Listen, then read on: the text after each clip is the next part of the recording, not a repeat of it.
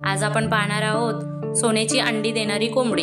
ही गोष्ट एका गावात एक गरीब माणूस राहत होता।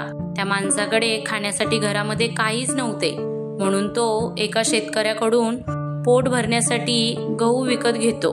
गहू विकत घेण्यासाठी त्याच्याकडे पुरेसे पैसे पण नव्हते। त्या बदल्यात त्याला त्याची कोंबडी देऊन टाकतो। जेव्हा शेतकऱ्याच्या बायकोला हे समजते तेव्हा ती खूप दुःखी होते, परंतु तिला दुसऱ्या दिवशी सकाळी शेतकऱ्याच्या बायकोला आश्चर्याचा धक्का बसतो, कारण रात्री कोंबडीने सोन्याचे अंडे दिलेले असते। ती जादूची कोंबडी होती। ती रोज एक सोन्याचे अंडे देत होती। हे असेच काही आठवडे चालू झाले आणि लवकरच शेतकरी गावातला सर्वात श्रीमंत माणूस बनला। शेतकऱ्याची बायको म्हणजे एक अत्यंत लोभी बाई होती। एक दिवस शेतकरी घरात नसताना तिला एक दुष्ट कल्पना सुचली।